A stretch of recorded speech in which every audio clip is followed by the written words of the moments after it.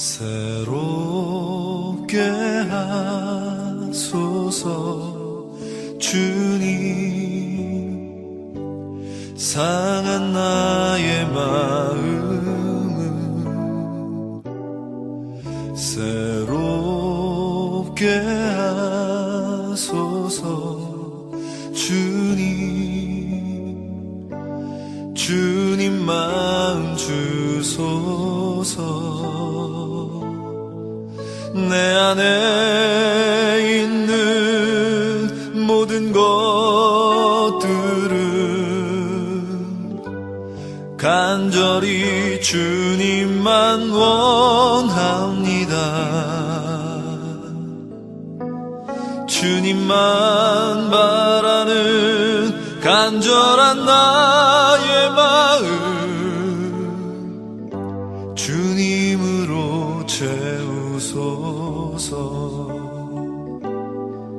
내 안에 있는 모든 것들은 간절히 주님만 원합니다. 주님만 바라는 간절한 나의 마음 주님으로 채우소서.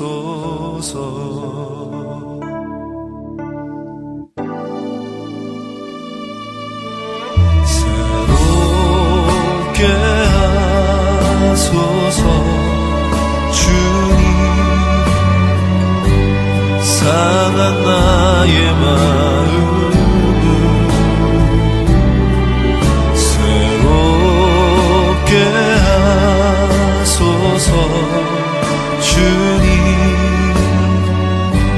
주님 마음 주소서. 내 안에 있는 모든 것들은 간절히 주님만 원합니다. 주님만 바라는 간절한 나의 마음 주님으로 채우소서. 내 안에 있는 모든 것들은 간절히 주님만 원합니다. 주님만 바라는 간절한 나의 마음 주님으로 채우소서. 할렐루야. 사랑하는 우리 성도님들, 한 주간도 모두 평안하셨습니까? 오늘도 복된 주일을 맞이하여 이렇게 각자 예배의 자리에 나오신 여러분들을 주님의 이름으로 진심으로 환영합니다. 오늘도 하나님은 예배자를 찾으시고 마음과 뜻과 믿음으로 하나님을 예배하는 자에게는 하늘문을 열어주시고 은혜를 베풀어 주시는 축복이 있을 것입니다. 하나님은 살아계십니다. 우리가 드리는 예배는 하나님을 만나는 가장 복된 길입니다. 오늘도 여러분의 심령에 하나님이 비춰주시는 천상의 빛이 가득 차게 되기를 주의 이름으로 축복합니다. 예배에 함께 하신 우리 모든 성도님들, 그리고 혹시 특별히 처음 참여하신 성도님이시면 주의 이름으로 진심으로 환영합니다. 우리 함께 믿음의 찬양 드리심으로 오늘 예배 시작하겠습니다.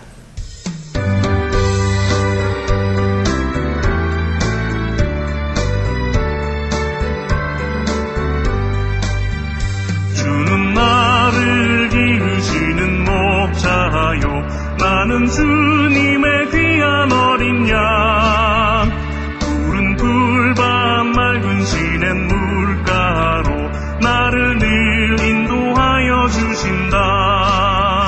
주는 나의 좋은 목자, 나는 그의 어린 양. 저를 따라 꼴을 먹여주시니 내게 부족함 전혀 없어라. 예쁜 새들 노래하는 아침과 노을 빛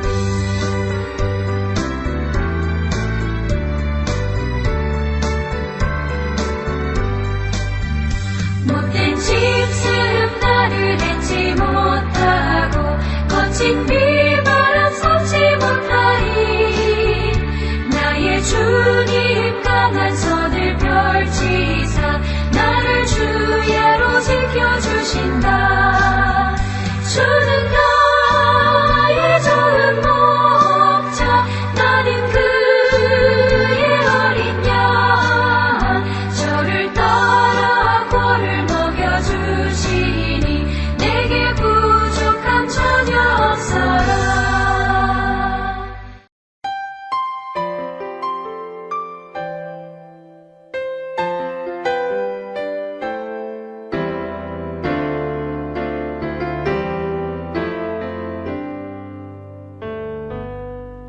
주님 말씀하시면 내가 나가리다. 주님 뜻이 아니면 내가 멈춰서리다. 나의 가고 서는 것 주님 뜻에 있으니 오 주님 나를 이끄소서. 주님 말씀하시면 주님 말씀하시면 내가 나가리다. 주님 뜻이 아니면 내가 멈춰서리다. 나의 가고 서는 것 주님 뜻에 있으니 오 주님 나를 이끄소서. 뜻하신 그곳에 나 있기 원합니다. 이끄시는 대로 순종하며 살리니 연약한 내 영혼 통하여 일하소서.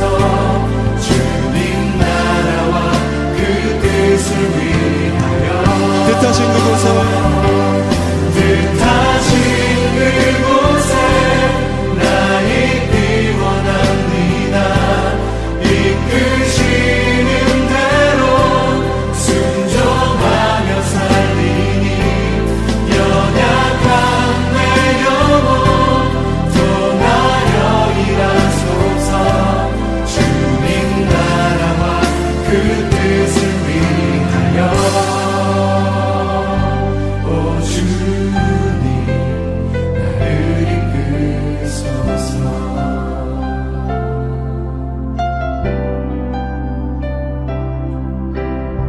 우리 다 함께 예배를 위해서 합심하여 기도하겠습니다. 할렐루야. 좋으신 우리 아버지 하나님 감사합니다. 주님 앞에 찬송과 영광을 올려드리며 주님께 이 시간 우리의 마음을 열고 예배를 드릴 때 하나님이시여 하늘문을 열어주시고 우리에게 필요한 은혜를 베풀어 주시옵소서.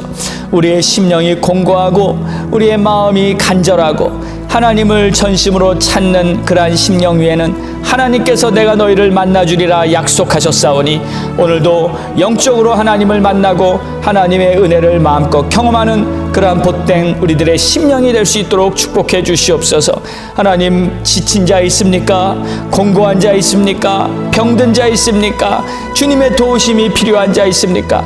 오늘도 하나님 앞에 나온 모든 성도들의 문제를 우리 주님이 아시오. 우리 주께서 다 해결해 주시고 축복해 주시옵소서.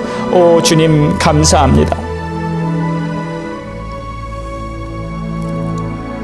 여호와여, 주께서 나를 살펴보셨으므로 나를 아시나이다. 주께서 내가 앉고 일어섬을 아시고 멀리서도 나의 생각을 밝히 아시오며 나의 모든 길과 내가 눕는 것을 살펴보셨으므로 나의 모든 행위를 익히 아시오니 여호와여, 내 혀의 말을 알지 못하는 것이 하나도 없으시니이다. 내가 주의 영을 떠나 어디로 가며 주의 앞에서 어디로 피하리이까? 내가 하늘에 올라갈지라도 거기 계시며 수월에 내 자리를 펼지라도 거기 계시나이다. 내가 새벽 날개를 치며 바다 끝에 가서 거주할지라도 거기서도 주의 손이 나를 인도하시며 주의 오른손이 나를 붙드시리이다. 하나님이여, 나를 살피사 내 마음을 아시며 나를 시험하사 내 뜻을 아옵소서. 내게 무슨 악한 행위가 있나 보시고 나를 영원한 길로 인도하소서. 아멘. 좋으신 우리 하나님 아버지, 오늘도 하나님 앞에 이렇게 예배를 드릴 수 있게 됨을 진심으로 감사하게 생각하며 살아계신 하나님 앞에 예배를 드리는 우리들의 심령이 주의 영광, 주의 은혜에 감사하며 오늘도 나의 하나님이라고 부르며 이렇게 하나님 앞에 나왔습니다. 하나님이시여, 우리의 삶에 공고한 면이 있습니다. 지치고 힘든 면이 있습니다. 또 아프고 고통스러운 그러한 문제들도 있습니다. 하나님, 한치의 앞을 내다볼 수 있는 이 험한 시대에 우리가 주님을 믿음으로 붙들고 소망을 가지고 바라보지 않는다면 과연 우리에게 무슨 낙이 있겠습니까? 하나님이시여, 우리의 믿음을 더하여 주시옵소서. 은혜 위에 은혜를 더하여 주시옵소서. 오늘도 예배를 드리는 모든 성도들의 심령에 하나님께서 그 약속하신 하나님의 축복들을 베풀어 주시옵시고, 모든 것 위에 다시 한번 주님과 동행하며 힘차게 일어나 하나님의 영광을 선포하며 살아갈 수 있는 당당한 하나님의 자녀들로 세워 주시옵소서. 이 예배의 시정을 오직 성령님께 온전히 의탁하며 예수님의 이름으로 기도드렸사옵나이다. 아멘. 우리 믿음으로 사도신경 고백하겠습니다.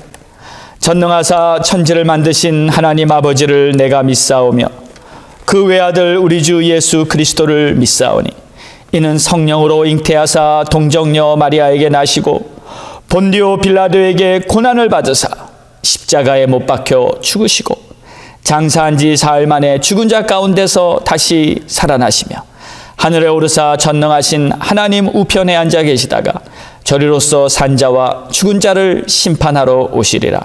성령을 믿사오며 거룩한 공회와 성도가 서로 교통하는 것과 죄를 사하여 주시는 것과 몸이 다시 사는 것과 영원히 사는 것을 믿사옵나이다. 아멘.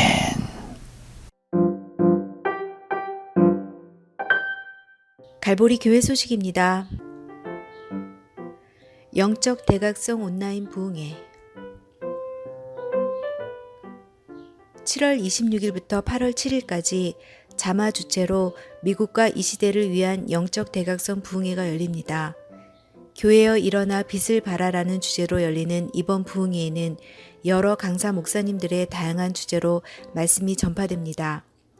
우리 교회에서도 새벽 6시에 드리는 매일 예배를 이번 부흥회의 흐름과 함께 가려고 합니다. 우리 성도님들께서도 적극 동참하셔서 부흥회에 동참하시기를 바랍니다. 세부대 모임 8월 1일 주일 예배 후 12시 반에 세부대 모임이 있습니다. 세부대 모임은 코비드-19 사태 이후에 변화된 교회의 예배와 부서 사역들을 섬기고 또 앞으로 예측되는 총체적 변화에 대응하여 교회의 부흥 발전을 위해 모임을 갖고 있습니다. 이제 2021년 후반기에 중요한 시기를 맞이하고 있습니다. 작은 일이라도 교회를 섬기기를 원하시는 성도님들을 환영합니다.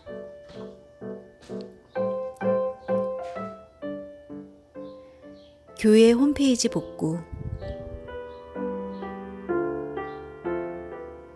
미디어부에서는 교회 인터넷 홈페이지를 업데이트하고 있습니다. 교회의 소개와 예배 방송이 원활하게 전파가 될 수 있도록 준비하고 있으니 성도님들의 많은 관심과 기도를 부탁드립니다.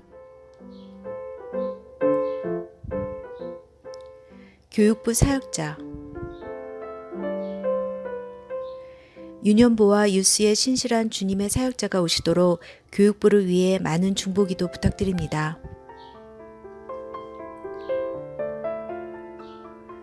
갈보리 교회 성도 소식 및 중보기도 왕태자 성도님 부친의 신장 이식 수술이 잘 진행되도록 그리고 노원 집사님 부친의 회복을 위해서 아울러 코로나 변이가 다시 확장되지 않도록 기도해 주시기 바랍니다. 자, 여러분 함께 우리 새 시대를 여는 갈보리 교회 믿음의 선포 2021 우리 함께 선포할까요? 자, 오른손을 꼭 쥐시고 준비하시고 시작. 우리는 새로워집니다. 예수로 충만해집니다. 복음의 증인되어 땅끝까지 전파합니다. 우리 가정 행복합니다. 복음으로 굳게 섭니다. 우리 부부 사랑합니다. 우리 자녀 형통합니다. 가족 모두 구원받고 우리 가정 천국됩니다. 우리 교회 부흥합니다. 전도의 문은 열립니다. 성령이 충만한 교회, 기도하는 교회 됩니다. 주의 은혜에 넘치며 우리 교회 부흥합니다. 주님께 영광입니다. 할렐루야, 할렐루야, 아멘. 믿음의 선포대로 반드시 이루어질 줄 믿습니다. 자, 오늘 우리에게 주시는 하나님의 말씀은 에베소서 5장 16절에서 21절로 주의 뜻을 이해하라.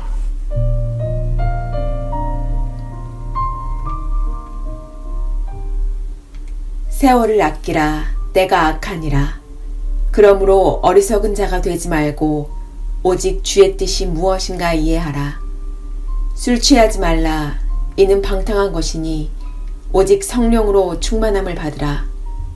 시와 찬송과 신령한 노래들로 서로 화답하며 너희의 마음으로 주께 노래하며 찬송하며 범사에 우리 주 예수 그리스도의 이름으로 항상 아버지 하나님께 감사하며 그리스도를 경외함으로 피차 복종하라. 오늘도 우리에게 주시는 하나님의 말씀이 바로 우리의 영혼에는 양식이요 능력이요 지혜가 되고 우리의 삶의 이 나침판의 역할같이 우리를 하나님의 진리 가운데로 인도하는 하나님의 복된 말씀이 되기를 바랍니다. 여러분, 이 마음의 귀 활짝 여시고 주의 음성을 듣기 위해서 이 포커스를 하나님께로 잘 맞추시기 바랍니다. 자, 세월을 아끼라 때가 악하니라 하고 오늘 본문은 시작하고 있습니다. 이 말씀을 읽어보니 어느 때보다도 우리 피부에 더 와닿는 그러한 실감나는 말씀인 것 같습니다. 요즘 많은 목사님들, 주의 종들이 조심스럽게 선포하고 있습니다. 마치 환란이 시작된 것 같이 보인다. 또 교회를 향한 어두운 핍박의 그림자들이 보이는 것 같다. 이것이 어떤 한 지역뿐만이 아니라 전 세계적으로 보여지고 있는 그러한 현상을 느낀다. 그리고 언젠가는 주의 일을 하지 못하는 그러한 밤이 올 것 같다. 이러한 말들을 많이 듣게 됩니다. 이 세월을 아끼라 때가 악하니라. 저는 이 때에 대해서 말을 하면 이 생각을 안 할 수가 없습니다. 여러분은 자기 인생에서 가장 중요한 때가 언제라고 생각하십니까? 많은 사람들은 바로 지금이 가장 중요한 때라고 이렇게 말합니다. 맞습니다. 지금은 내 인생에서 가장 소중한 시간임은 분명합니다. 그런데 이 지금이라는 시간보다 더 중요한 시간이 있습니다. 그것은 바로 우리가 하나님 앞에 서게 되는 바로 그 순간입니다. 나만 존재한다면 그냥 이 지금이라는 시간이 가장 중요하다고 생각이 되어지지만 하나님이 살아계시고 그 하나님이 모든 만물을 통치하시는 하나님이시라는 것을 우리가 믿는다면 우리가 하나님 앞에 서는 그 시간이 가장 중요한 시간인 것이죠. 자, 그 시간이 중요한 이유는 바로 우리 인생의 결산의 순간이기 때문입니다. 내가 하나님 앞에서 어떻게 살았는가? 하나님 앞에서 모든 사람들이 이 믿음의 결산을 하게 되는데 그때 하나님은 당신의 저울, 진리와 공의의 저울로 모든 사람을 이렇게 심판하십니다. 그래서 어떤 사람에게는 잘했다, 수고했다 칭찬하면서 그 사람을 인정해주는 경우가 있고 또 어떤 사람은 책망하면서 하나님의 책망을 듣는 경우도 있습니다. 세상에서는 별로 인정받지 못하고 세상에서는 사람들에게 아무런 영광을 누리지 못했는데 천국에 가서는 하나님께 그렇게 인정받는 사람이 있을 것이고 또 반대로 세상에서는 온 사람들에게 칭송을 받고 인정을 받는 그러한 사람이었는데 하나님 앞에 가서는 전혀 말할 수 없는 그러한 책망을 받는 경우도 있을 것입니다. 누가 진짜인지 모릅니다. 하나님 앞에 가서 모든 것이 밝게 드러나는 것입니다. 근데 이제 중요한 것은 그때가 되면 아무것도 돌이킬 수가 없다는 거예요. 주님, 조금만 더 기회를 주세요. 주님, 좀만 더 잘하고 다시 오겠습니다. 며칠만이라도 기회를 주세요. 그럼 회개하고 오겠습니다. 근데 회개도 못합니다. 이제 다 끝난 거예요. 가족들 전도도 못합니다. 전도하고 오겠습니다. 이런 게 통할 수가 없는 거예요. 우리 아들이 아직 구원받지 못했단 말이에요 하면서 아무리 애통을 해도 이미 그때는 모든 것이 다 끝났습니다. 예수님께서 누가복음 16장에 부자와 나사로의 이야기를 하셨습니다. 이 부자는 호화호식하던 정말 아주 많은 사람들의 칭송을 받고 부족함 없이 사는 그러한 부자였고, 그의 집 대문 앞에 모든 사람들한테 버림받고 온몸에 상처와 고통 중에 있던 그러한 거지 나사로가 있었어요. 두 사람은 정말 정반대의 인생을 살았던 것이죠. 근데 이들이 죽고 났을 때 이 거지 나사로는 아브라함의 품에 안겨서 정말 그 빛과 영광 가운데 있게 되었고, 반대로 부자는 정말 이 음부에 내려가서 고통을 받는데 그가 표현을 이렇게 합니다. 그 불 속에서 고통이 얼마나 심한지 정말 물 한 방울이라도 좀 자기 혀끝에 붙여달라는 애원을 합니다. 탄식을 합니다. 그런데 이 아브라함이 있던 곳과 이 음부 부자가 있는 곳의 사이에는 큰 구덩이가 있어서 서로 이 왕래할 수 있는 그런 상황이 아닌 것이죠. 그때 부자가 이런 말을 마지막에 합니다. 제발 내 가족들에게, 나에게 형제들이 있는데 이 말 좀 꼭 전해달라고. 무슨 말이에요? 여기는 절대 오면 안 된다는 말. 누가복음 16장 27절 이하를 보면 이렇게 말합니다. 구하오니 나사로를 내 아버지의 집에 보내소서. 내 형제 5이 있으니 그들에게 증언하게 하여 그들로 이 고통받는 곳에 오지 않게 하소서. 아브라함이 이르되 그들에게 모세와 선지자들이 있으니 그들에게 들을지니라. 이 부자는 자기가 음부에 가서 그 음부의 고통을 경험하면서 가족들이 생각나는 거예요. 아니, 이 가족들이 하나님을 믿지 않고 이곳에 오게 되면 정말 이 고통은 말로 형언할 수 없는 고통인데 제발 내 가족들에게 가서 좀 이 소식을 좀 전해주라고. 그럼에도 이 아브라함은 그에게 이렇게 대답합니다. 이미 모세와 선지자들에게 들을 수 있는 기회가 있으니 그것은 그들이 알아서 할 것이다. 더 이상 돌이킬 수가 없다는 것이죠. 자, 이 부자가 이렇게 애원을 해도 이미 때는 늦었어요. 기회가 주어졌을 때 그때 해야 하는 것입니다. 세월을 아껴야 하는 것이죠. 이 세월을 아끼라 하는 말의 원어를 보면은 이 엑사고라졸 하는 단어인데, 이 아끼다는 말이 이 의미로는 구원하다라는 뜻입니다. 그러니까 위험에서, 고통에서 구조해내는 것, 이것을 바로 아끼다라고 표현했어요. 그래서 영어 성경에는 킴 제임스 버전에 redeeming the time because the days are evil, 이렇게 말하고 있는 것이죠. 그러니까 시간에 구원의 비밀이 담겨 있는 것입니다.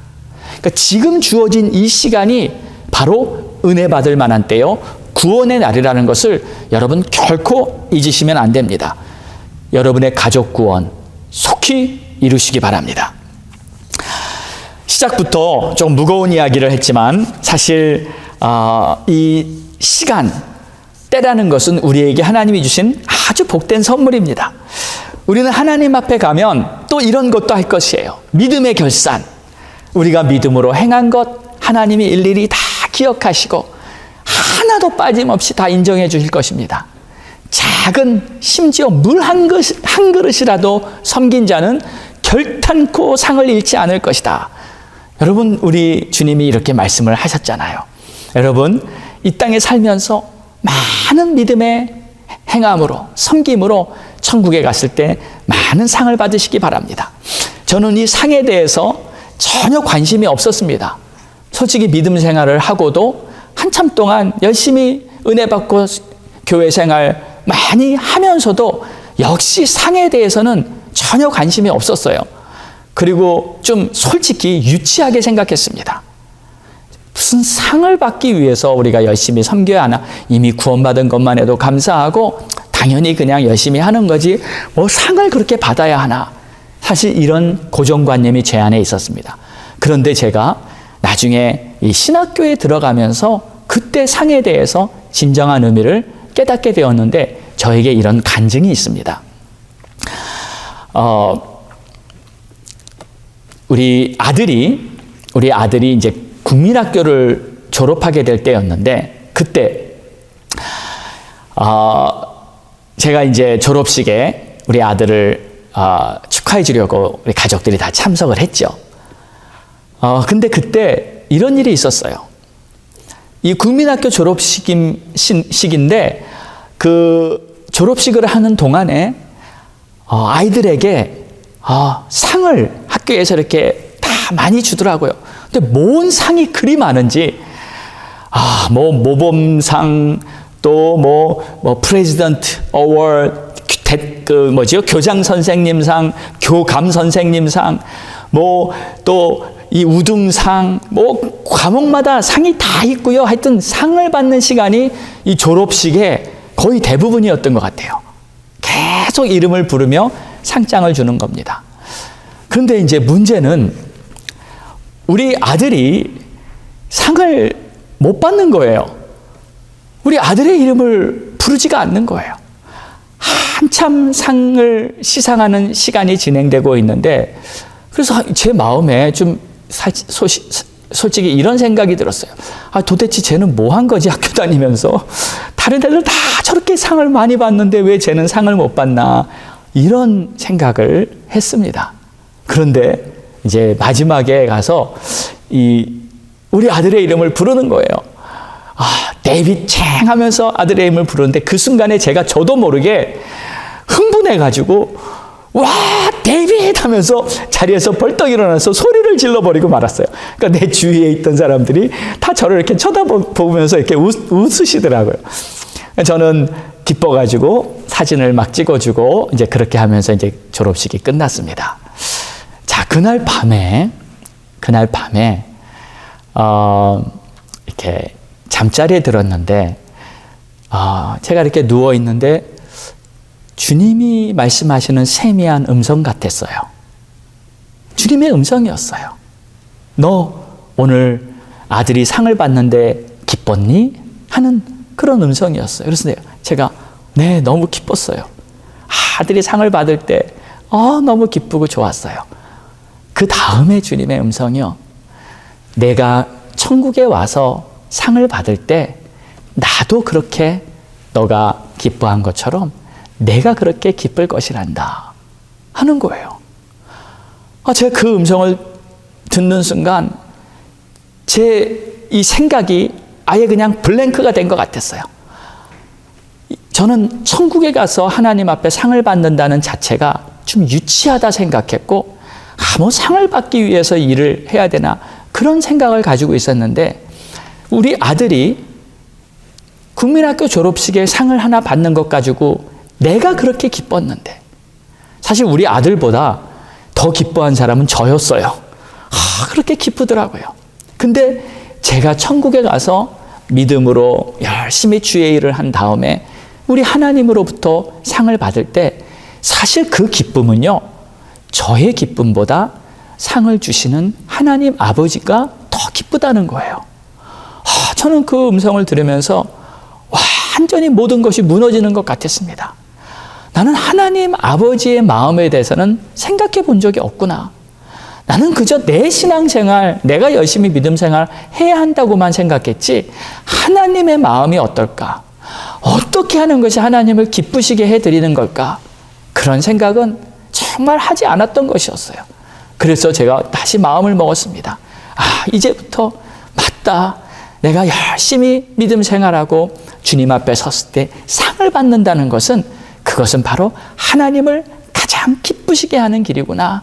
더 더 열심히 믿음 생활해야겠다. 이러한 결단을 한 적이 저에게 있었습니다. 사랑하는 우리 성도 여러분, 우리가 주님 앞에 서는 그 순간 우리는 주님 앞에서 상을 받으면서 하나님께는 영광이 되고 우리 하나님께 가장 기쁨이 되어 드린다는 것을 절대 잊지 마시기 바랍니다. 자, 그렇다면 이 성령의 충만을 받는다는 것은 정말 하나님의 복되신 뜻인데 우리가 오늘 이 순간을 사는 이것도 바로 주님 앞에 서는 그날을 바라보며 사는 것입니다. 그래서 저는요, 이 주님 앞에 서는 그 순간에 대해서 참 많이 생각을 하는 편이에요. 그래서 저는 죽는다는 표현이 별로 마음에 안 들어요. 죽긴 뭘 죽어요. 부활하는데, 그리고 영원히 사는데, 내가 죽는 것은 주님 앞에 가는 건데, 주님 앞에서 정말 주의 영광 속에 영원히 거하는 건데, 저는 그 생각만 해도 벌써 가슴이 뜁니다. 그리고 감격스러워요. 주님의 품에 안긴다고 생각하니 이게 얼마나 흥분되는 일입니까? 지금 이 팬데믹 시대를 우리가 돌아보면서 이 기간처럼 전 세계의 많은 사람들이, 거의 모든 인류가 죽음에 대해서 신중하게 생각해 본 적은 아마 인류 역사상 몇 번 없을 것입니다. 그럼에도 이 크리스찬들이 만약 죽음에 대해서, 하나님 앞에 서는 그 순간에 대해서 깊이 생각해 보질 않는다면 그건 정말로 어리석고 안타까운 일이 아닌가요? 17절을 보면 이렇게 말씀하십니다. 그러므로 어리석은 자가 되지 말고 오직 주의 뜻이 무엇인가 이해하라. 어리석은 자는 주의 뜻을 이해하지 못하는 자입니다. 왜 이런 일이 벌어지고 있는가? 도대체 이 팬데믹을 통해서 하나님이 우리에게 주시는 뜻은 무엇인가? 그걸 통해서 하나님의 뜻을 이해해야만 합니다. 반드시 우리는 주의 뜻을 이해해야 하는 것입니다. 그러면 우리를 향한 주의 뜻이 무엇일까요? 17절에 18절에 바로 나옵니다. 술 취하지 말라. 이는 방탕하는 것이니 오직 성령의 충만을 받으라. 아멘. 바로 이겁니다.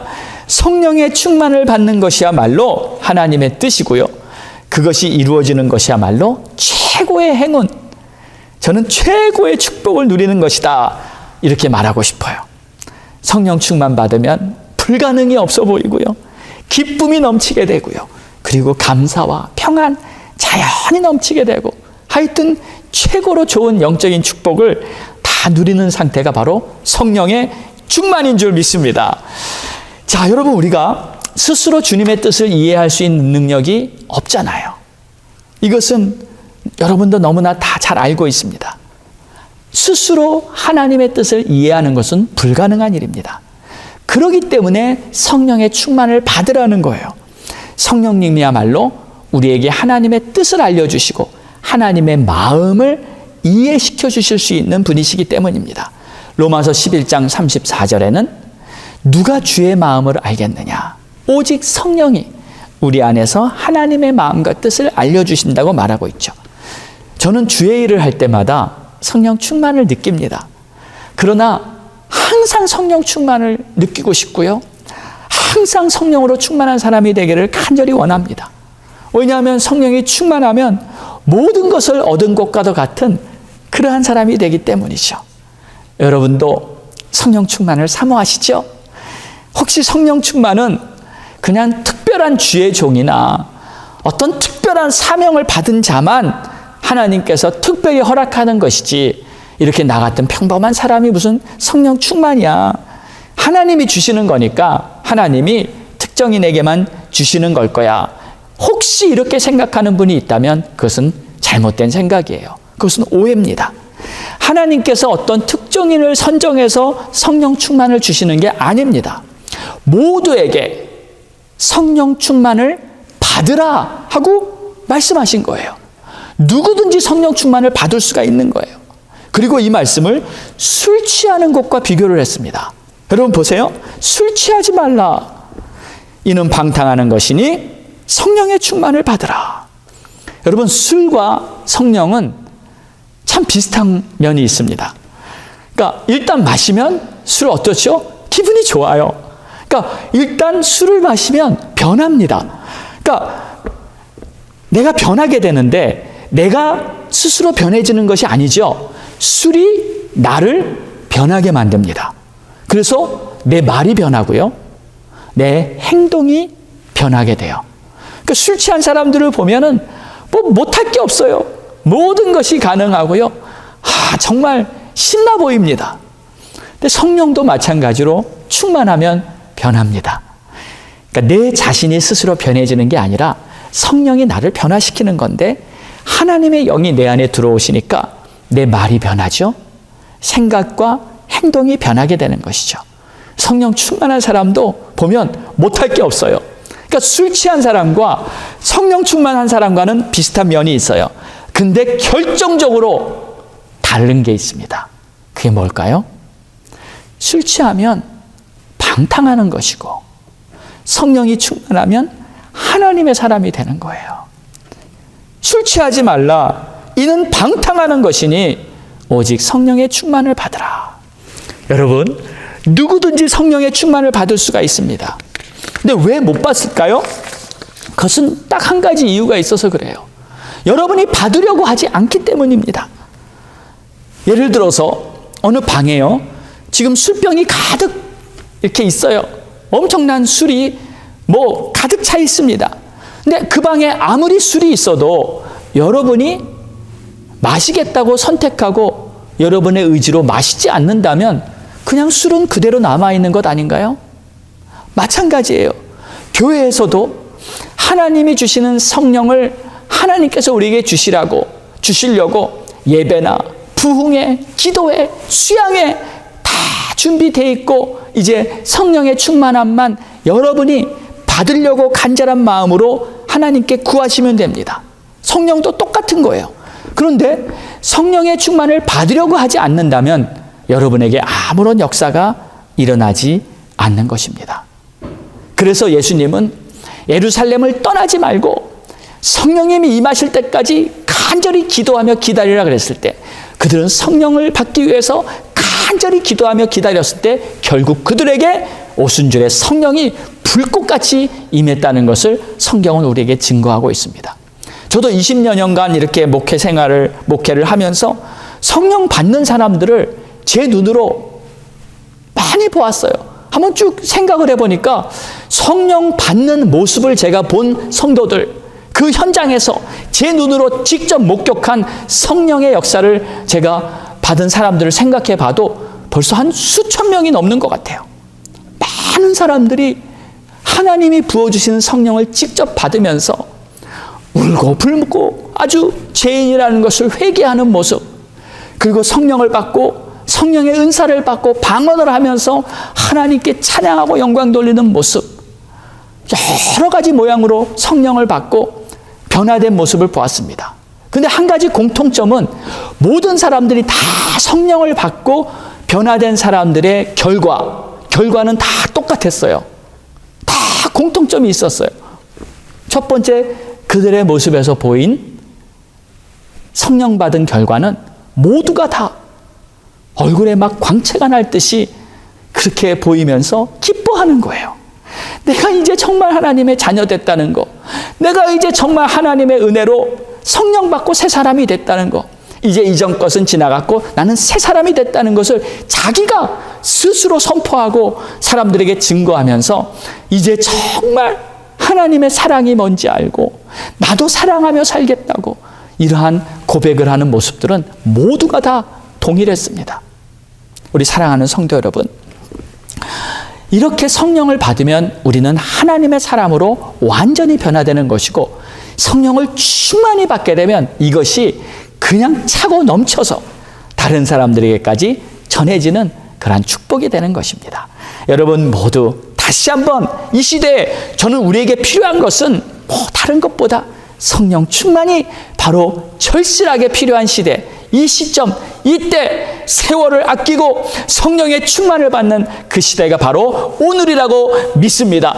여러분 모두 우리 함께 성령 충만을 사모하면서 다시 주님을 간절히 찾는 그러한 우리 테메클라 갈보리 교회가 되기를 주의 이름으로 축원합니다. 자, 그러면 성령 충만해지면 어떤 사람이 될까요? 제가 간략하게 세 가지를 오늘 본문을 통해서 나누고 싶습니다. 첫 번째는 찬송의 사람이 됩니다.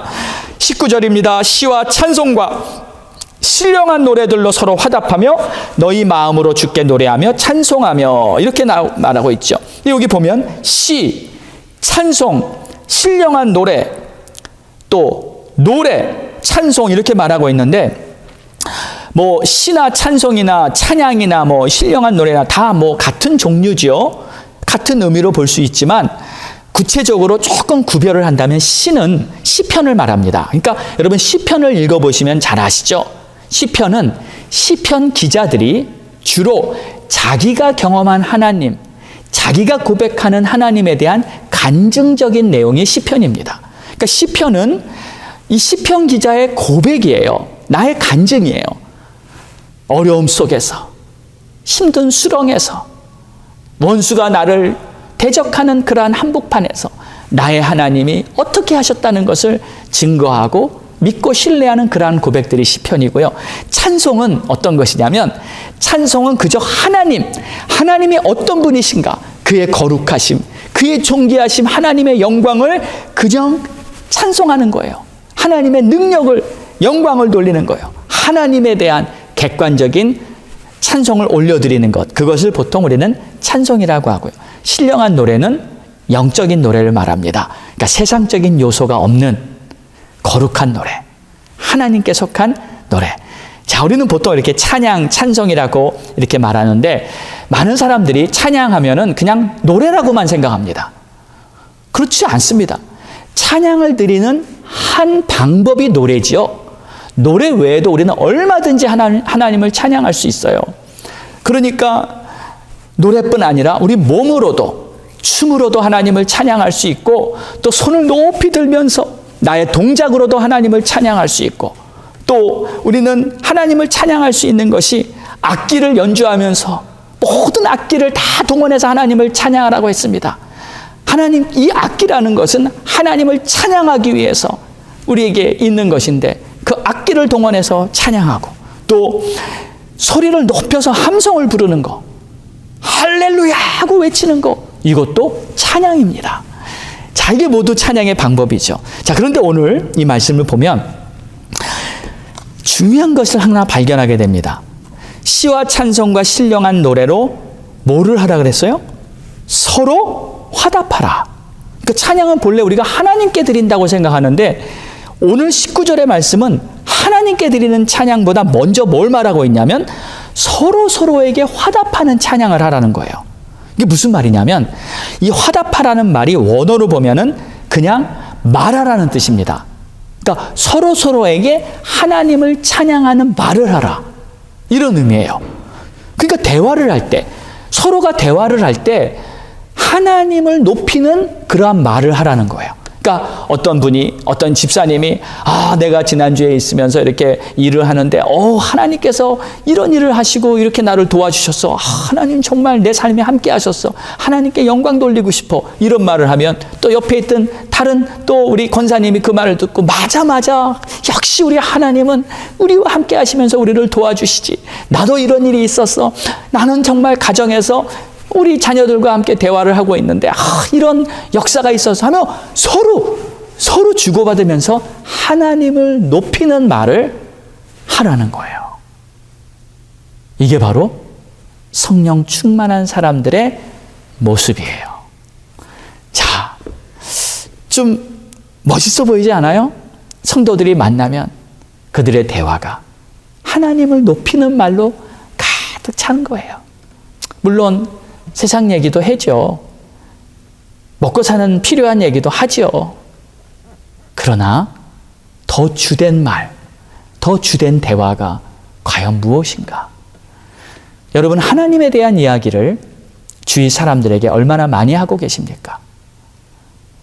여러분이 만약에 하나님에 대한 높이는 이야기를 많이 하고 있는 사람이라면 여러분은 지금 성령 충만한 거예요. 자, 그 다음에 성령 충만하면 항상 범사에 감사하는 자가 됩니다. 20절을 보겠습니다. 범사에 우리 주 예수 그리스도의 이름으로 항상 하나님 아버지께 감사하며. 저는 감사에 대한 생각을 하면 항상 하박국 선지자가 떠오릅니다. 모든 것을 다 잃고 재난에 빠졌어요. 근데 어찌 감사가 나올까? 여러분 그렇지 않아요? 다 잃어버렸어요. 아무것도 없어요. 근데 감사가 되냐고요? 이건 오직 하나님의 사람만이 고백할 수 있는 아주 특별한 특권이에요. 이것이 그냥 형식적으로 감사하는 게 아니죠. 내 내면에 상황이 이렇게 된다 할지라도 나를 구원하신 하나님, 나는 하나님께 속한 하나님의 사람이기 때문에 결국 내 안에 영적인 축복으로 하나는 가득 차 있기 때문에 외부의 어떤 상황, 외부의 어떤 영향 다 나를 흔들 수 없다는 거죠. 나는 믿음의 사람이고 나는 누가 뭐래도 하나님의 은혜 속에 거하는 사람이기 때문에 나는 감사한다. 나는 행복하다. 나는 은혜 속에 산다. 여러분 이것이 바로 하나님을 섬기며 성령이 충만한 자의 모습인 줄 믿습니다. 이러한 담대한, 이러한 아름다운 감사가 여러분의 삶에도 우리 모두의 삶에도 넘치게 되기를 간절히 소망합니다. 자, 세 번째는 순종의 사람입니다. 자, 순종의 중요성은 여러분 다 잘 아시죠? 순종은 지난주에도 말씀드렸듯이 내가 하나님의 편이다 하는 것을 증거하는 모습이다. 순종은 나는 하나님의 사람이다. 그리고 순종을 행하는 사람은 가장 아름다운 모습으로 하나님을 섬기는 건데, 자, 오늘은 좀 색다른 순종에 대해서 말씀하고 있습니다. 자, 내용을 보세요. 21절을 보니까 그리스도를 경외함으로 피차 복종한다. 그러니까 피차, 서로에게 순종하는 거예요. 저는 이 말씀이 참 맞는 말씀이라고 생각이 됩니다. 물론 하나님의 말씀 다 맞는 말씀이지만 특별히 이 말씀 안에 참 깊은 의미가 있다고 깨달아집니다.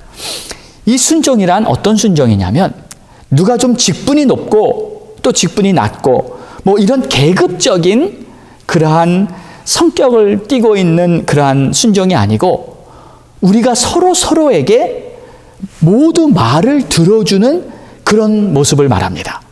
그러니까 주님의 뜻이라면 모두가 순종하는 자가 되는 거라는 말씀이에요. 자, 이것이 바로 모두가 평등하다는 진리 아닌가요?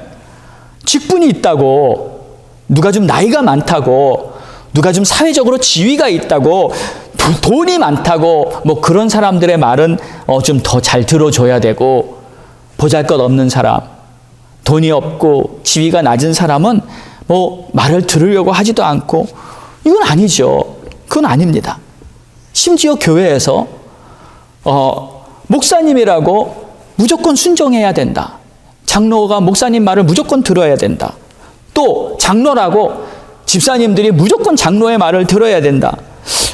이런 것은 아닙니다. 이런 식의 관계가 아닙니다. 때로는 목사도 장로의 말을 순종해야 할 때가 있죠. 때로는 장로님도 집사님의 말을 순종해야 할 때가 있고, 아무리 목사지만 장로의 말이 맞고 그것이 하나님의 뜻이라면 겸손하게 순종해야 하는 것 아닌가요? 목사님이라고 항상 옳다는 보장이 있는 거 아니잖아요. 직분이 무슨 권위인가요? 직분을 하나님이 주신 목적은 하나님을 더 잘 섬기라고 그러한 직분을 주신 것이지, 역할이지, 직분을 받았다고 나보다 낮은 사람들이 나에게 순종하라는 그러한 권위를 내세우라고 하나님이 주신 게 아닙니다. 우리는 다 그리스도 안에서 평등합니다. 역할만 다를 뿐이지 우리 모두는 주님 안에서 형제 자매들인 줄로 믿으시기 바랍니다. 그래서 직분을 떠나서, 나이를 떠나서, 사회적 지위나 권리 이런 걸 다 떠나서 서로가 하나님의 뜻 앞에서는 순종하는 것이 바로 성령 충만한 그러한 사람들의 모습이죠. 자, 그런데 조금 더 적용을 해보고 싶어서 생각을 해보니까 이 순종한다는 말을 좀 쉽게 적용하면은 서로가 말을 잘 들어주는 모습이다. 이렇게 생각해 볼 수도 있을 것 같습니다. 그러니까 남편이 아내의 말을 잘 들어주는 거예요. 또 아버지도 아들의 말을 잘 들어주는 거예요. 여러분, 대개 부모와 자녀와의 관계를 보면 어떻습니까?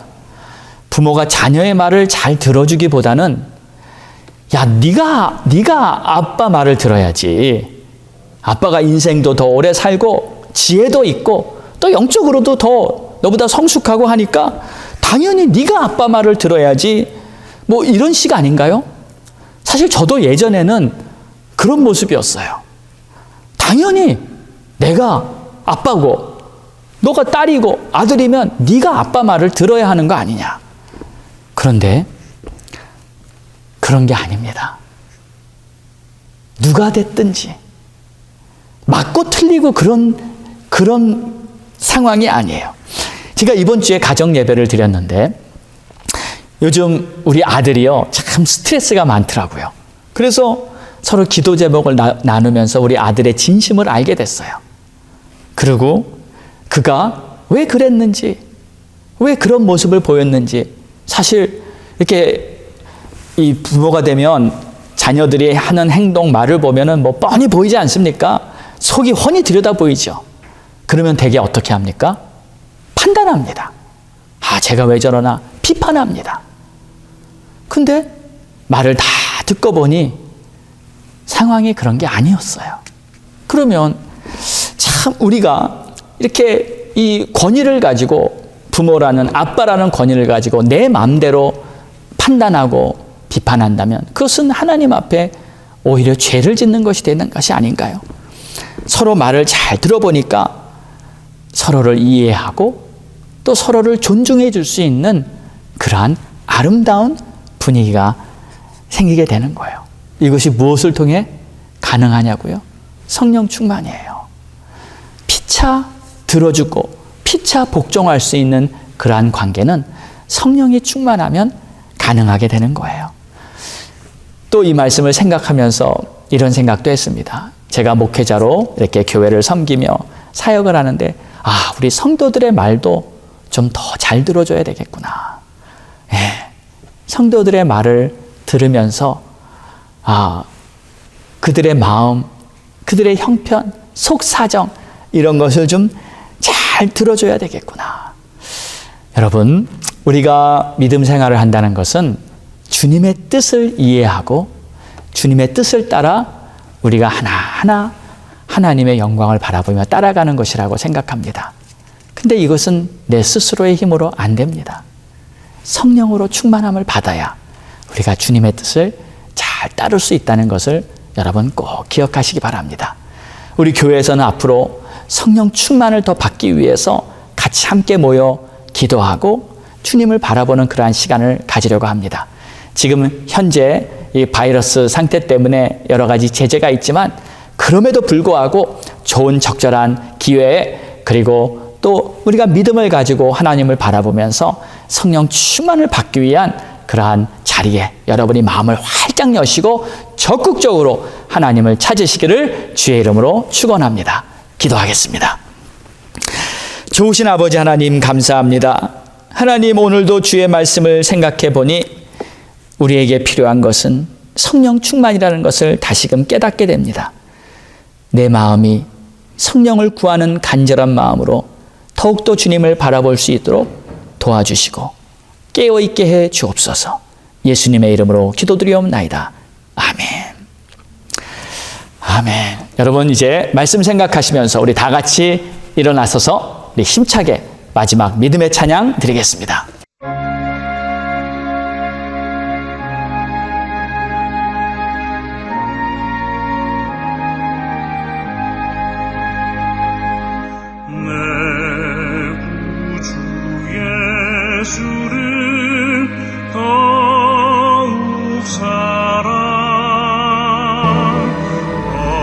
엎드려 비는 말 들으소.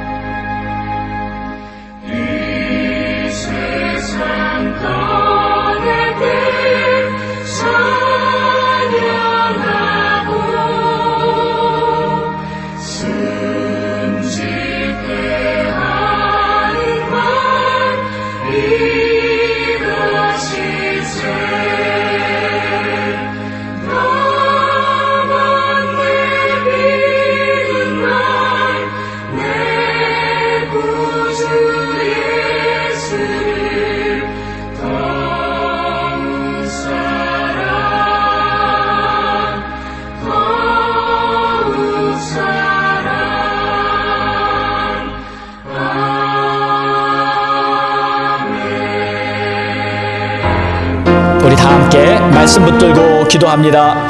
할렐루야. 하나님 아버지 감사합니다. 오늘도 주의 말씀 붙들고 하나님의 뜻을 이해하기 위하여 성령으로 충만함을 받기 위하여 간절히 사모합니다. 하나님이시여, 내 힘으로 할 수 없는 주의 길, 내 힘으로 이해할 수 없는 주님의 뜻, 내 힘으로 도저히 이룰 수 없는 하나님의 사명을 감당할 수 있는 하나님의 자녀 되기 원하오니 성령으로 우리를 충만하게 채워주시고 하나님의 은혜로 가득 부어 주시옵소서.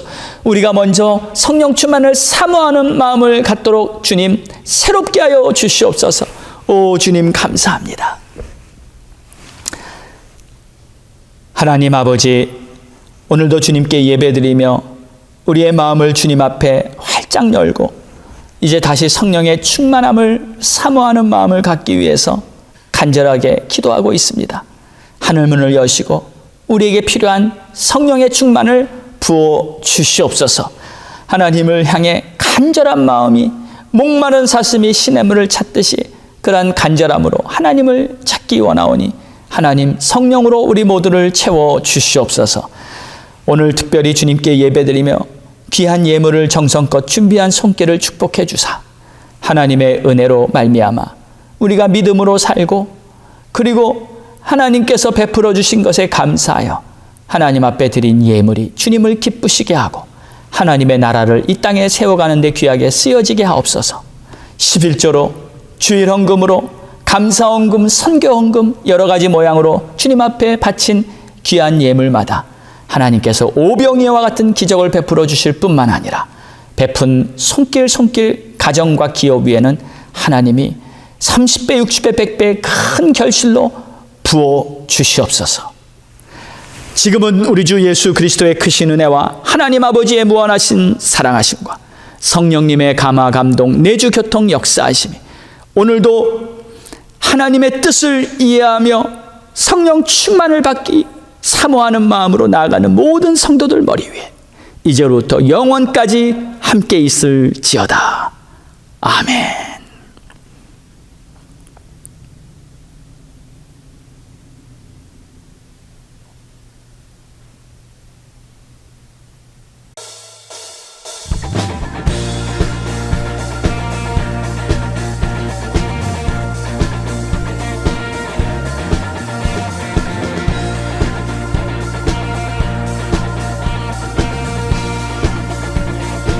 주님 뜻대로 살기로 했네. 주님 뜻대로 살기로 했네. 주님 뜻대로 살기로 했네. 뒤돌아서지 않겠네. 이 세상 사람 날 몰라줘도 이 세상 사람 날 몰라줘도 이 세상 사람 날 몰라줘도 이 세상 사람 날 몰라줘도 날 몰라줘도 뒤돌아서지 않겠네.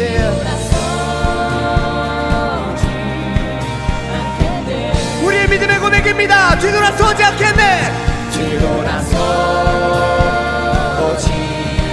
않겠네. 어떠한 시련이 와도 수많은 유혹 속에도 신실하신 주님 약속 나 붙들리라. 세상이 이해 못하고 우리를 조롱하여도 신실하신 주님 약속 나 붙들리라. 결코 돌아서지 않으리. 할렐루야.